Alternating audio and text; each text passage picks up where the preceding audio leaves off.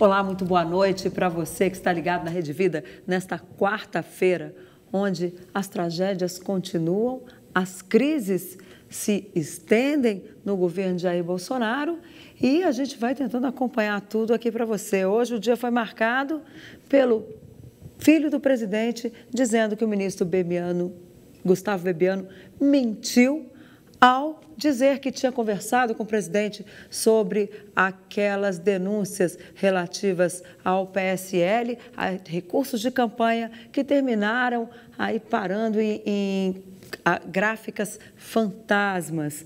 Ou seja, tem aí uma coisa muito mal explicada nessa campanha e agora à noite o presidente Jair Bolsonaro deu razão ao filho, ou seja, jogou o ministro Gustavo Bebiano aos leões.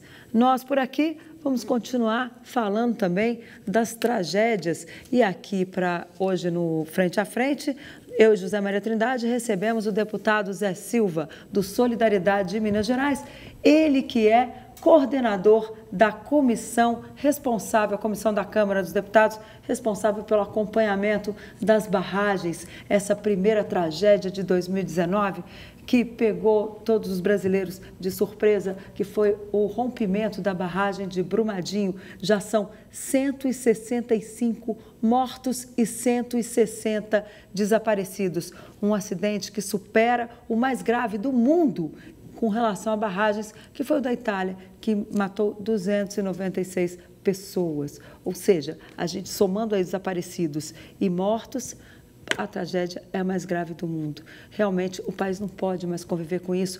E você pensa que para por aí? Não, essa semana ainda tivemos a morte do jornalista Ricardo Boechat e também a nossa grande Bibi Ferreira, que faleceu hoje. Deputado, muito boa noite, é um prazer receber o senhor aqui, apesar de todas essas notícias tristes que a gente tem no nosso país. Boa noite, Denise, boa noite, Zé, boa noite a todos os telespectadores. Evidentemente, Denise, que nós gostaríamos de estar aqui falando das potencialidades do Brasil, das riquezas minerais.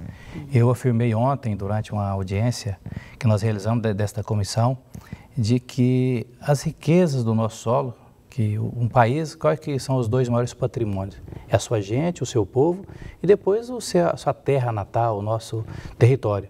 E que as riquezas do nosso território, elas não podem se transformar em armas de ceifar as vidas das pessoas, como aconteceu em Mariana, aconteceu em Brumadinho, e muito menos de depredar e destruir o nosso meio ambiente. Na verdade, elas têm que serem utilizadas, essas riquezas, já que é no solo de toda a população brasileira, mais de 200 milhões de pessoas, para melhorar a qualidade de vida, gerar riqueza, emprego e renda. Mas tem que ter responsabilidade, né? Muito grande. E nós aqui mais um frente a frente, né, Zé Maria Trindade, nesse momento aí tão complicado do país. E falando de política, você sabe, a política define a sua vida, a sua escola, a sua comida e como você vai viver. Daí essa importância, e nós trazemos aqui para essa mesa redonda exatamente pessoas que lidam aqui em Brasília com situações de política.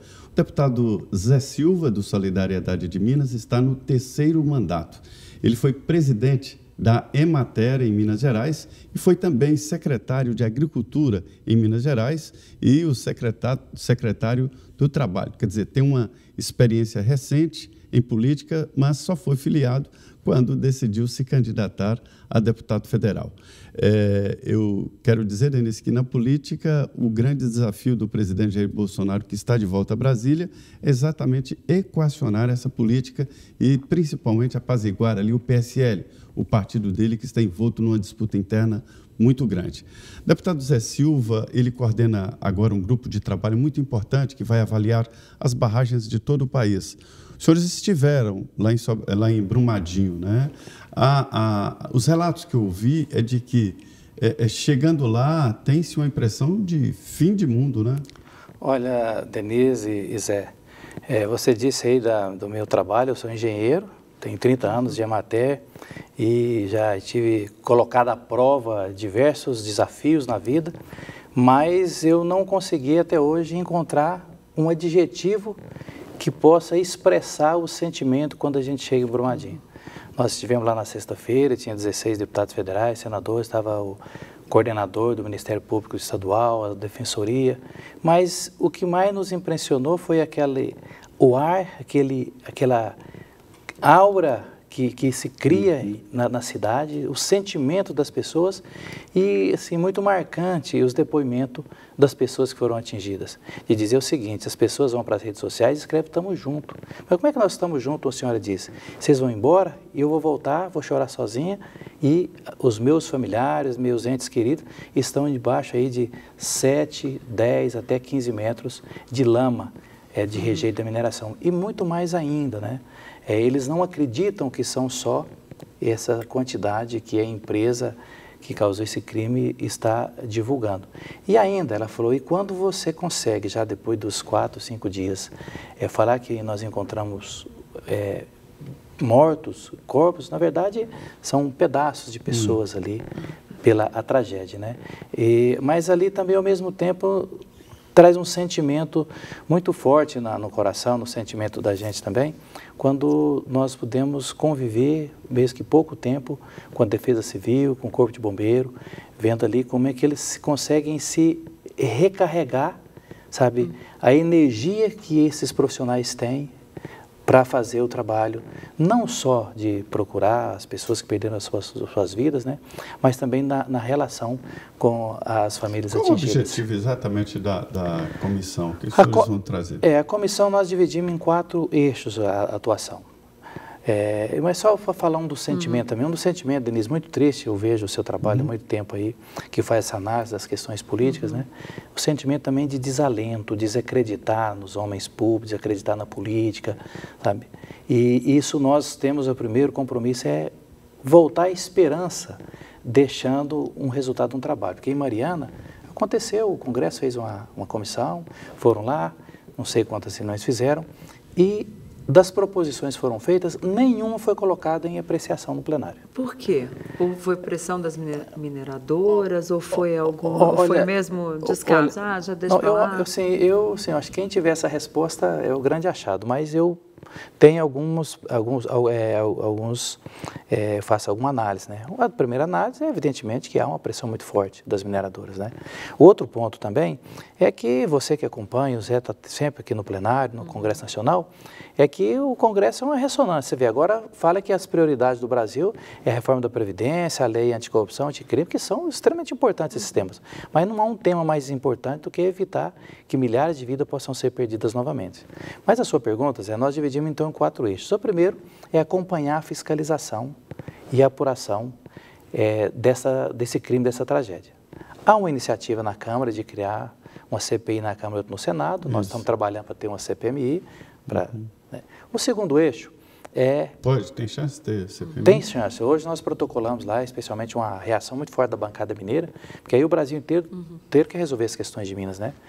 Nós protocolamos agora à tarde no Congresso Nacional, que já que o presidente do Congresso cria a CPMI, que é uma comissão parlamentar mista de inquérito, já com todas as assinaturas necessárias de deputados e senadores. Então, tem análise das assinaturas até amanhã, e nós queremos que tenha essa congruência de esforços para evitar perda de recursos. O outro eixo, Denise, dessa comissão é avaliar a legislação existente. O Brasil, em termos de leis de barragem, é relativamente novo. Eu sou engenheiro e foi criado em 2010 a primeira lei, quando estouraram aquelas barragens de abastecimento de água no Nordeste brasileiro. Só que naquela época eu estive analisando as emendas que foram apresentadas. Ponto muito estratégico também, não sei se é por pressão à época também, por exemplo, a Austrália e países como Chile, e países mineradores que nunca tiveram acidentes, eles têm um seguro para cada hectare onde a barragem impacta na mineração. Não foram aceitas essas emendas naquela época. Então, analisar essa legislação. As proposições, foram apresentadas inúmeras proposições agora no início dessa legislatura, e especialmente o Centro de Operações do Ministério Público, lá em Minas Gerais, depois da tragédia de Mariana, eles fizeram diversas sugestões. Uma delas, e por isso que a população desacredita na questão do Estado brasileiro, na política, porque hoje o judiciário, com as denúncias dos responsáveis pela tragédia de Mariana e Virá de Brumadinho, o juiz não tem uma lei que dá clareza e segurança para ele sentenciar. Então, ele tem que, o poder é discricionário do juiz. Então, para a gente garantir que não tem impunidade, dar segurança para o judiciário, então é preciso avaliar a lei existente, votar as que estão em tramitação e também apresentar novas proposições. Esse é o eixo 2. O terceiro eixo, Aí eu pergunto, será se no mundo de hoje, na tecnologia da informação, você vai lá com o mundo em segundos, né? Será se ainda é permitido fazer barragens com a tecnologia que faz até hoje? Será que não tem barragens mais modernas? Eu queria que o senhor explicasse para o nosso telespectador que essas barragens, elas são feitas, não é... As pessoas às vezes têm ideia que barragem é aquele muro, aquele muro de concreto, né? Que foi lá, pum, estourou. Não, ele é feito com os próprios rejeitos que vai fazendo em camada, assim, o que acontece é o seguinte, o telespectador é o seguinte, ele faz realmente, é como se fosse um aterro, né? Aí o rejeito da mineradora vem encheu aquele acima que a gente chama montante, a gente vai montando aquela quantidade de lama, quando aquele chega na altura do aterro, eles vêm e fazem um outro aterro, mas em cima daquele rejeito. Então, não tem segurança, é muito frágil esse tipo de construção de barragem, né? Mas existem tecnologias mais modernas. Montanha, né? Vai virando montanha em cima daquele rejeito, e o que acontece? Lá, a água passou por baixo daquilo tudo e foi onde levou tudo aquilo lá. Outro ponto em relação à tecnologia, porque nós falamos, Denise, e a gente falava disso um pouco antes de começar o programa, de que isso não é um desastre da natureza. Isso é um desastre tecnológico, é um crime tecnológico. Então, o segundo ponto é as tecnologias de monitoramento. Eu fiquei, Zé, super preocupado, mas muito preocupado, manifestei, né? Eu acho que a responsabilidade de homens públicos é manifestar, mas manifestei não a minha opinião, mas tecnicamente, preocupado quando eu vi os engenheiros da Agência Nacional de Mineração saírem com um carro para fiscalizar barragens. Tem tecnologias no mundo, e eu citei países como a África do Sul, Estados Unidos, a Itália, que tiveram desastres de 94, 30 anos aproximadamente, e nunca mais tiveram esses desastres. Então hoje, como que eles monitoram essas barragens? Com imagens de satélite. Eu posso precisar, Denise, quantos milímetros por dia há a movimentação de qualquer corpo na face da Terra. Então, mas por quê? É porque é muito mais barato eu fazer um monitoramento com câmeras, outros processos, né? Então, isso tudo, esse eixo nós vamos estar averiguando, estamos chamando essa Agência Nacional, a Agência Nacional das Águas, a Vale, amanhã na audiência pública. Tem audiência pública, né? Amanhã na quinta-feira, dia 14, audiência pública, né, na Vale. E o último eixo é a questão financeira. Como nós falamos, nós temos que separar agronegócio de mineração, porque o agronegócio, o produtor produz ali a sua produção. A mineração não, é um bem de toda a nação brasileira. Bom, então, eles pagam uma taxa. Essa taxa é definido um valor para cada benefício, para a população local, para o município, para o estado. Só que não tem transparência. É dito lá, essa taxa chama CEFIM, é Contribuição Financeira da Exploração Minerária. É pelo volume explorado ali, que tira do minério. 9,8% tem que ser para estruturar os órgãos de fiscalização, de pesquisa. Recebemos um documento, a comissão recebeu um documento oficial dos funcionários do antigo Departamento Nacional de Políticas Minerais, que virou a Agência Nacional. DNPM, né? DNPM, virou a ANM, virou uma agência. Eles falaram o seguinte, eles teriam que ter lá, no mínimo, 384 funcionários. Tinha que ter lá um número mínimo de engenheiros, eles têm 4 engenheiros só. A primeira vez, quando aconteceu, que saiu rapidamente, né, está escrito, e 59 profissionais assinaram, e está com a comissão, que a gente vai colocar combustível do próprio bolso. E aí eu pergunto, né, nós temos que ajudar a responder, onde está o dinheiro da CEFEM? E outro ponto é em relação à segurança financeira. Por exemplo, eu disse que a agricultura, o agronegócio e os minérios são, nós chamamos de commodities. Então, para o telespectador, é aquele produto que é comercializado do nosso país, sem processar, sem industrializar. Então, para incentivar a exportação, o governo de 96 para cá, ele tirou o ICMS, que é um imposto que fica para o Estado. Né?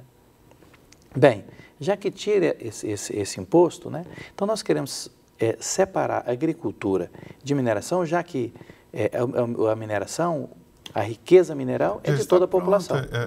A Constituição define que o subsolo é da União. É da União. Né? Então, esse é o último eixo. Então, a gente quer ver a legislação, as tecnologias, as questões financeiras e apurar ali o crime que foi acontecido. E com isso, nós esperamos, Denise e Zé Maria, que até o meio do ano nós queremos ter uma nova legislação que não seja leniente, que seja dura e que permita que, primeiro, não aconteça. Se houver uma tragédia, se houver acontecer, pelo menos tenha amparo e garanta que essas empresas vão utilizar melhor tecnologia para explorar os minérios e a melhor tecnologia de monitoramento. E barragem, dessa maneira que a Denise falou, e nós estamos falando que ela vai sendo montada, o aterro em cima do rejeito, nunca mais. Isso não pode ter no Brasil. Pois é, o deputado Zé Silva, ele não é do setor de mineração, é mais ligado à área de agricultura, né? Foi presidente da Emater, que é uma estatal mineira, né? E na área de agricultura. E aí a gente vê que os deputados ligados a essa área, nessa hora, correm, não vão defender aqueles projetos que eles defenderam antes. O deputado Minas Gerais carrega no próprio nome, né, a mineração, é uma tradição de Minas. Não é só minério de ferro, existem outros minerais explorados em Minas, inclusive muito granito, né? E a atividade mineradora, eu considero que é uma relação abusiva, usando a palavra em moda hoje, que é a relação abusiva. Se ela não deu certo hoje, vai dar problema amanhã, né? E porque deixa buracos, deixa crateras e deixa consequências muito graves. É possível fazer com que a atividade de mineração não seja tão grave assim? Olha, Zé, realmente, primeiro, nós não queremos que não tenha a exploração das nossas riquezas minerais.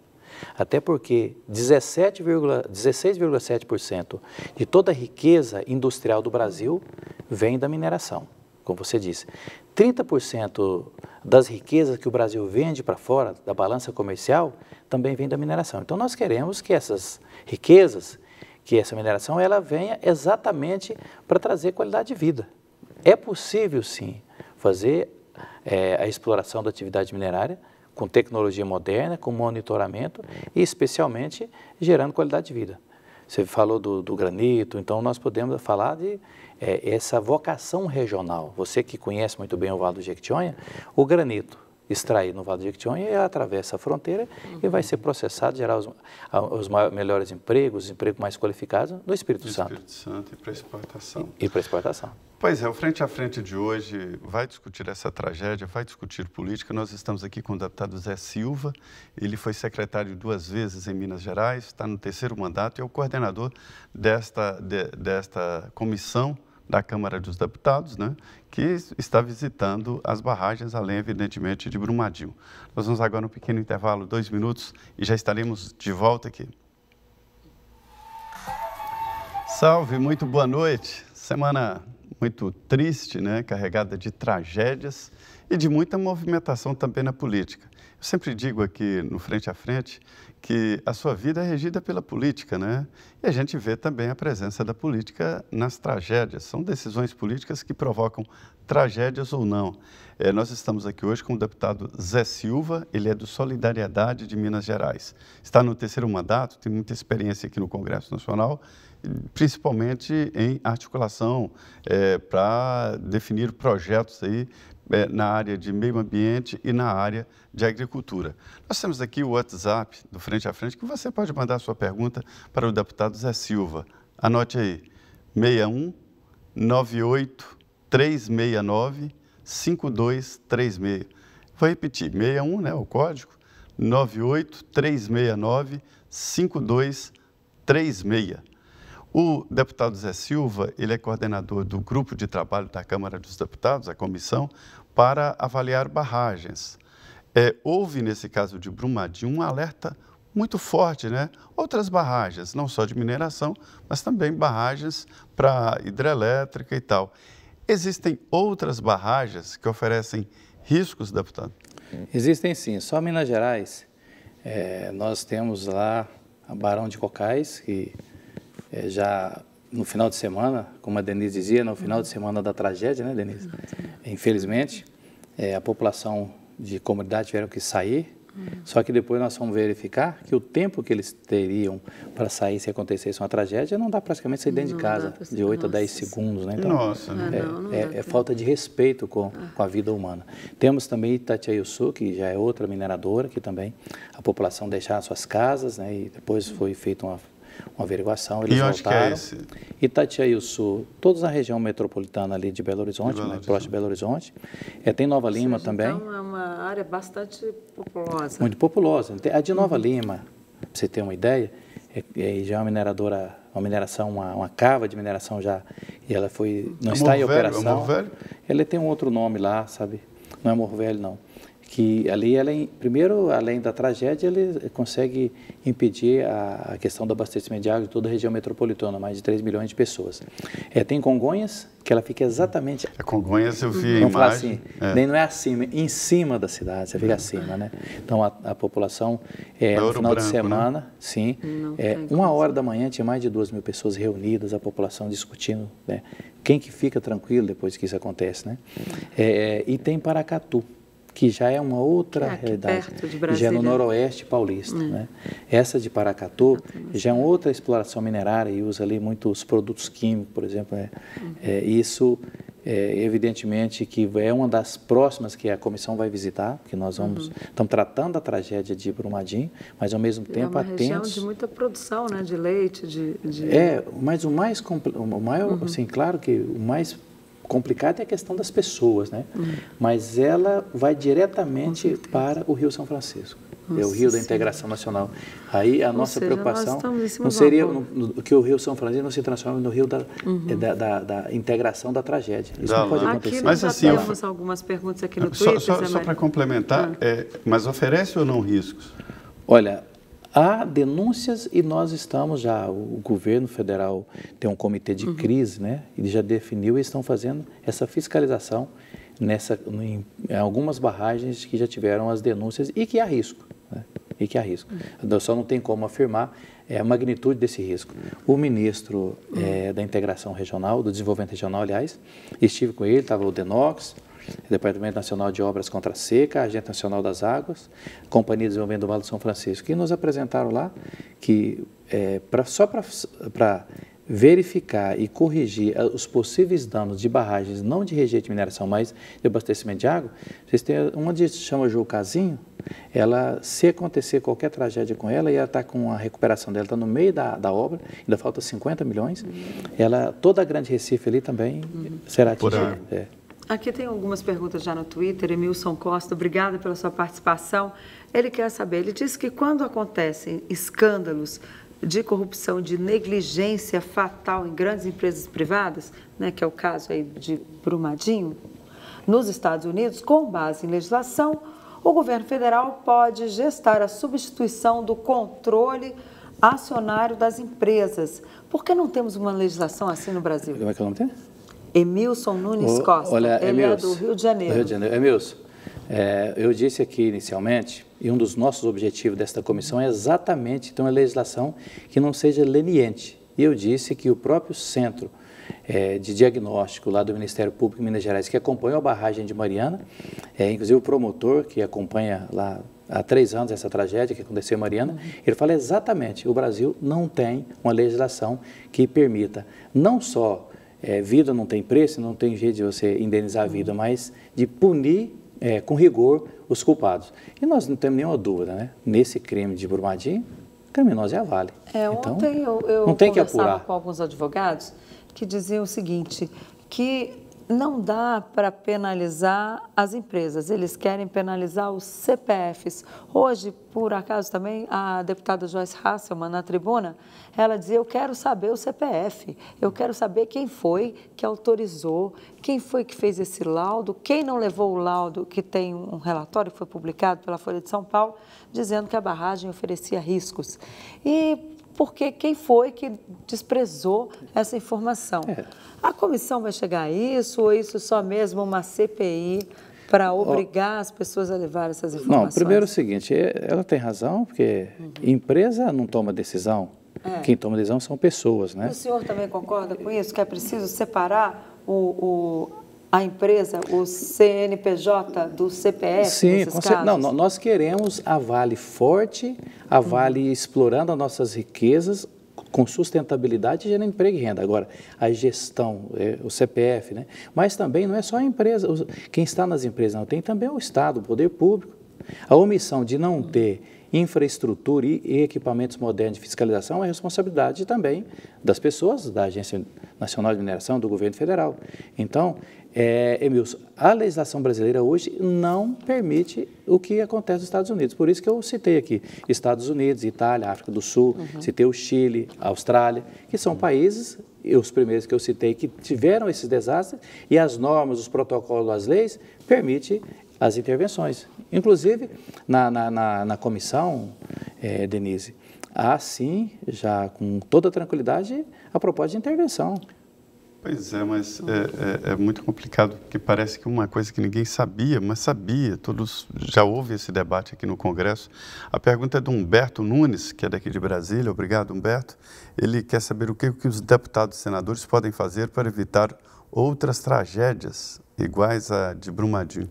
Olha, Humberto, o que o parlamento, o Zé Maria falou desde o início, que a política é que move as nossas vidas. Se você tem melhor saúde, pior saúde, e todos os benefícios que você tem para ter qualidade de vida. Então, o que os deputados têm responsabilidade, não, o que eles podem, é que nós temos que fazer é exatamente fazer uma lei que não seja leniente. Depois de fazer essa lei, nós temos que fiscalizar. Então, o primeiro eixo da comissão é nós queremos fiscalizar os órgãos responsáveis, que é a Polícia Federal, o Ministério Público, se realmente eles vão apurar o crime e punir os culpados. Esse é o primeiro ponto. Olha que de Colatina, no Espírito Santo, meu nome é Ângela e sou de Colatina. Hoje a população da minha cidade, nós fomos vítimas da lama da Samarco, né?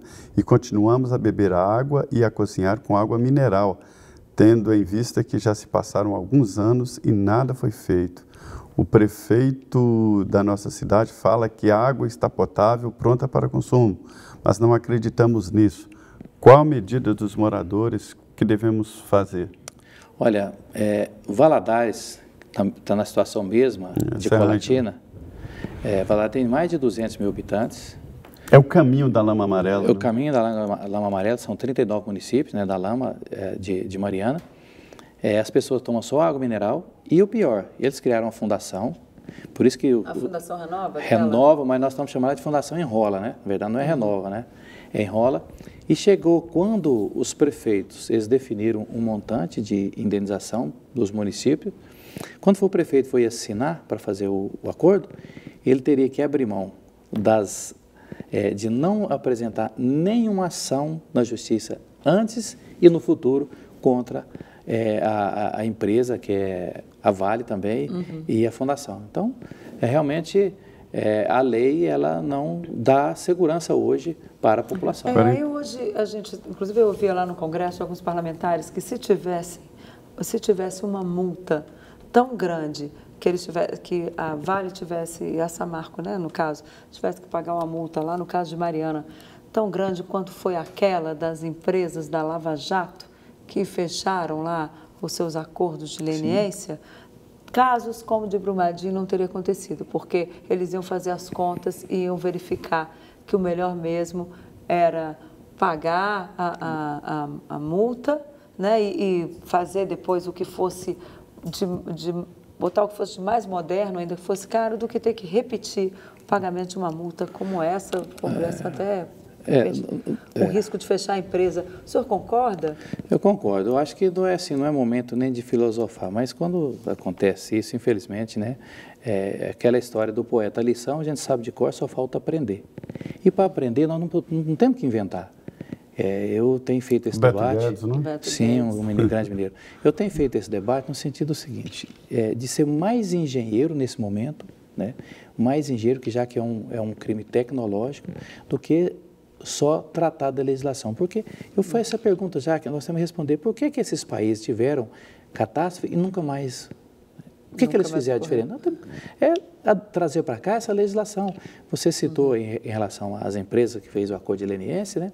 Eu disse que a Austrália, o Chile, a Austrália tem um seguro. Se vai instalar uma mina, uma cava de mineração em qualquer lugar, impacta 10 hectares, 100 ou 20 hectares, imediatamente já tem um seguro por hectare pago. Tem aqui uma pergunta, sou professor, Deusdete Bispo da Silva, ele é de Guarulhos. Obrigado, Deusdete. ele diz que isso é fruto da política de privatização. E manda aqui uma poesia que morre gente, morre a mata, morre o bicho, morre o mundo, mas a ganância humana sobrevive. A história se repete e haverá justiça. Aí ele pergunta, faz elogios aqui ao programa, obrigado, Deus dete, mas tem a ver essa história de privatização, ou se estivesse nas mãos do governo, seria a mesma coisa? Olha, eu não sou a favor nem do Estado máximo, nem do mínimo, tem que ser o Estado necessário. Mas eu acho que o Brasil, o governo não tem que ficar fazendo exploração minerária, não. Acho que ele tem que conceder realmente, cobrar caro, como a Denise disse, né? Ter multas caras. É concessão, né? É uma concessão, né? Então, eu acho que, não acho que a saída, se a Vale fosse... Lá no caso de Mariana, deputado... Porque, só voltando um pouquinho, claro que a Petrobras é nossa, né? No movimento estudantil, no final dos anos 80, falava isso, né? Petróleo é nosso. Petróleo é nossa, Petrobras, verde e amarela. Mas será se a Vale tivesse aí, você acha que ela não estava na Lava Jato também, igual a Petrobras, quebrar a Petrobras? Eu não tenho dúvida. Então, por isso, eu acho que o caminho não seria que a Vale não tivesse sido privatizada. Na tragédia de Mariana, outra tragédia, houve um forte debate, uma defesa ali. Se a Vale fechasse Mariana, a cidade sofreria as consequências. Se quebrasse a Vale, não só Mariana, outros municípios e tal sofreriam. E desta vez não tem esse debate, né, mais, né? Não, mas tem sim esse debate. Claro que ele não é o principal eixo do debate. Eles ficaram com vergonha de voltar a esse assunto. Não, mas o debate é o seguinte, é aquilo que eu falei inicialmente. Nós queremos aí o CNPJ da Vale forte fazendo a mineração, a exploração minerária com responsabilidade, com sustentabilidade. Tanto por Brumadinho como Mariana e as outras cidades, tem no mínimo 80% da sua riqueza vindo da riqueza mineral. Não é porque houve negligência... Os municípios sobrevivem disso. Pela negligência dos gestores da Vale, dos gestores públicos, né? Não é esse o caminho. Então, nós queremos ela gerando riqueza, né? É verdade. Eu não sei se foi a FIENG, mas ontem lá em Minas alguém chegou a afirmar que o prejuízo, se fechassem as mineradoras, porque houve aí, né, um primeiro movimento para isso, o prejuízo seria de 23 bilhões de reais para o Estado, só de saída. Né? Como é que resolve isso? Só de arrecadação. Né? Não, só se a gente pensar o seguinte, 16,7% do PIB industrial. Você vê, eu pegar praticamente, dividir por 5 a riqueza da indústria brasileira, eu estou tirando isso, então... Fora as divisas, né? Que o Brasil é um forte exportador. Ou seja, então não é acabar, tem que aprender a fazer melhor. Sim, tem que aprender. Aquilo que nós... Vou repetir aqui, né? Por que outras nações conseguiram fazer leis tão fortes? Agora, deputado, como é que... Desculpa interromper, mas já interrompendo. Como é que faz com essas bombas, relógios que estão colocadas, aí o senhor mesmo falou, tem em Congonhas, tem em Paracatu, Barão de Cocais, ou seja, são tantas cidades que têm essas barragens de rejeitos, como é que faz para resolver isso e dar mais segurança para essa população? Olha, Denise, o prazo pelos especialistas, pelos técnicos, nós vamos realizar já 12 audiências públicas agora até final de março, no máximo. Isso fala que dentro de um ano é possível, eu vou chamar de desmobilizar esse tipo de barragem, porque já tem mineração, grande parte de mineradoras que estão fazendo a exploração a seco, então existem tecnologia de fazer sem ter essas barragens. Essas que estão inativas e já foram utilizadas ou em atividade, durante um ano nós queremos fazer um cronograma, aprovar e que seja cumprido de desmobilizar essas bombas relógio. Mas dá para segurar? Ou seja, dá para garantir que até lá não acontece nada? Olha, essa é a resposta que nós queremos ter com a comissão, mas eu acredito que há tecnologia, sim, de fazer isso, né? Não pode saber que a bomba vai estourar e ficar esperando a bomba estourar. É preciso interromper a eclosão dessa bomba, né? Ok, nós vamos para mais um intervalo. Eu convido você a participar do nosso programa, a ficar aqui com a gente. Você pode mandar sua pergunta ou para o meu Twitter, @DeniRotenburg, ou para o WhatsApp, que está ali na mão do Zé Maria Trindade. O nosso WhatsApp é de Brasília, 61 98369 5236. Repetindo, 61 98369 5236. Aguardamos a sua participação e não saia daí que nós voltamos em 2 minutos com o deputado Zé Silva do Solidariedade de Minas Gerais. Olá, estamos de volta para o último bloco do Frente a Frente, que recebe hoje o deputado Zé Silva, do Solidariedade de Minas Gerais. É José Silva, mas ele prefere ser chamado de Zé Silva, que é o nome parlamentar, nome de guerra. Do Zé, né? É, da família do Zé. Aqui a gente tem o Zé Silva, o Zé Maria Trindade. Lá em Minas é assim, é o Zé. Então aqui hoje está o deputado Zé Silva, ele que vai coordenar, ele coordena, aliás, a comissão encarregada de acompanhar as barragens que tanto perigo representam aí para a nossa população, especialmente dessas cidades aí que vivem ali embaixo dessas barragens, que temem por acidentes, que repito a história de Mariana e Brumadinho. Mas, deputado, a gente também tem em Minas muitos parlamentares financiados pelas mineradoras que às vezes falam, não, deixa esse negócio de investigar a barragem para lá, vamos cuidar de outra coisa. O seu partido e o senhor tem histórico, inclusive é uma pergunta aqui do Emilson Nunes Costa, mais uma pergunta do Emilson, obrigada. Ele quer saber se o seu partido e o senhor tem histórico de financiamento por mineradoras. Wilson, uma das coisas que o Zé Maria citou inicialmente, eu não tenho nenhuma ligação com essa atividade minerária. Eu sou ligado à agricultura familiar e sou funcionário da Emater de Minas há 30 anos. Inclusive o nome do Zé, porque eu morei na roça até 16 anos e fui registrado aos 11 e o cartorário errou meu nome. De Carneirinho, né? Carneirinho, Bico do Triângulo Mineiro. Então, aí errou o nome? É Zé Carlos Soares, né? E depois o Silva e ficou o Zé Silva, né? Mas não, meu partido é um partido trabalhista, né? Nós, basicamente, uma dissidência do PDT. Eu fui filiado a primeira vez em 2009 a um partido político, nunca fui vereador, prefeito, extensionista de carreira da Emater, mas o Solidariedade é um partido trabalhista que não tem nenhuma relação com as empresas de mineração. E até 2014, muitos partidos tinham financiamento privado de campanha, de empresas, né? De 2014 para cá, nenhum partido teve financiamento de empresas, esse é um financiamento do fundo partidário, né, na última eleição, mas o Solidariedade não tem nenhum histórico de relação com as mineradoras, não. Aliás, nós temos relação com os trabalhadores. Agora, deputado, mudando um pouco de assunto, nós estamos vivendo um momento ali muito difícil, né, de entender o Congresso Nacional. Eu já acompanho o Congresso há bastante tempo e vejo os deputados, os líderes ali em dificuldade para entender a relação política com o governo. Em parte, isso se deve ao afastamento do presidente Jair Bolsonaro, por motivos compreensíveis, né? Mas a gente vê ali o PSL perdido, brigando pelo poder, a gente não vê uma base governista sólida. Como é que o governo vai funcionar e como é que o senhor acha que será essa relação com o Congresso Nacional? Olha, Denise, as urnas, elas nos dão um recado, né? Um sentimento. Eu fui eleito 3 vezes, votado em aproximadamente 800 municípios de Minas, então um voto muito pulverizado. Mas... O senhor foi votado em Medina? Fui votado em Medina, nas 3 eleições, no Vale do Jequitinhonha, né? Mas, inclusive, lá, a principal comunidade chama Roça no Mato, né? Inclusive, fui levar um trator lá, um benefício, e falei, eu não quero roça mais no mato aqui, porque roça no mato não produz, né? Bom, mas a engenharia política no Brasil, e como bom mineiro, nós estamos vivendo um momento ali, até não de falar, mas de escutatória. Né? Por que o momento de escutatória? Eu fico prestando atenção, observando que está todo mundo assim. Mas principalmente os mineiros. Chegaram, estão falando muito, né? Talvez tivesse fazer um curso mais de escutatória em vez de oratória, né? Hoje, inclusive, como coordenador da comissão, teve uma comissão geral e as pessoas falando, brigando para falar, eu fui lá e estava inscrito, quando fui convidado, eu abri mão para que eu pudesse ouvir os atingidos que estavam lá, sabe? Talvez a gente pudesse ouvir mais. Mas o meu raciocínio que eu tenho procurado, e acho que estou procurando redefinir a atuação parlamentar, você disse, eu sou um profissional da agricultura familiar, da reforma agrária, né?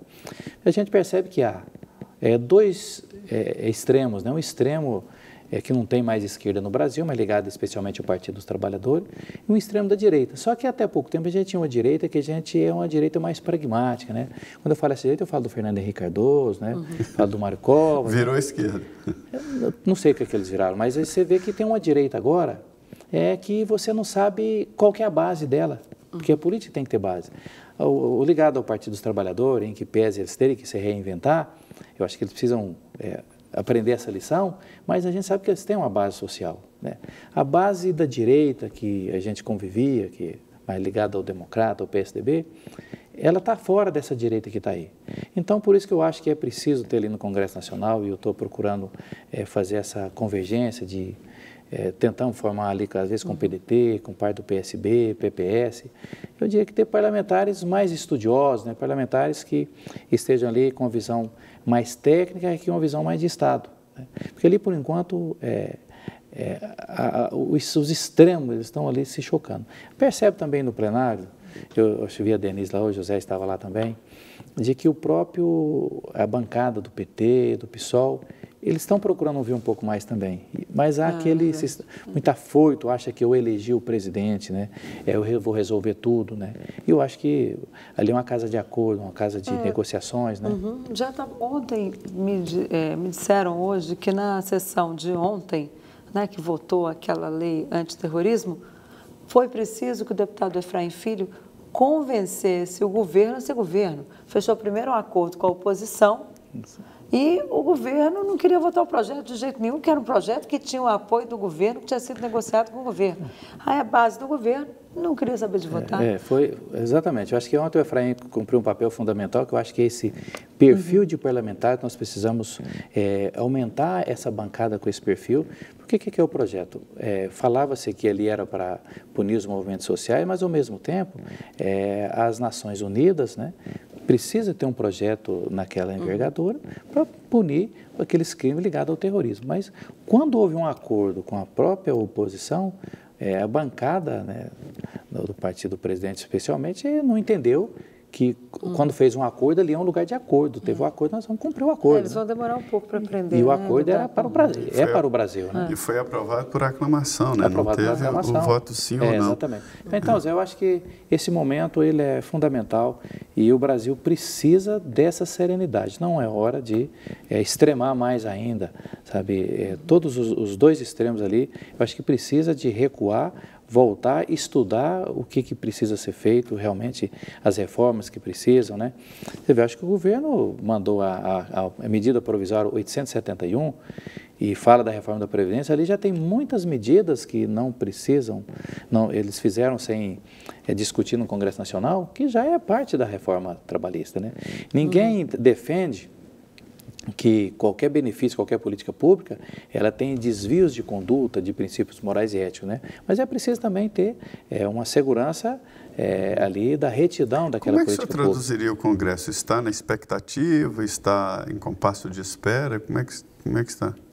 Eu acho que o Congresso está esperando primeiro o governo dizer... Que está atrasado, está fora do... Está fora do tempo. Você vê o líder, né, do governo... Sendo questionado pelo próprio governo. Sendo questionado pelo próprio governo, mas ao mesmo tempo... Hoje, né? Está voltando hoje. Então, eu acho que agora é o tempo de aguardar. Eu acho que é preciso ter essa serenidade de esperar esse tempo. Mas eu acho que o que falta ali, na verdade, é o governo chegar e dizer a linha de atuação do governo vai ser essa.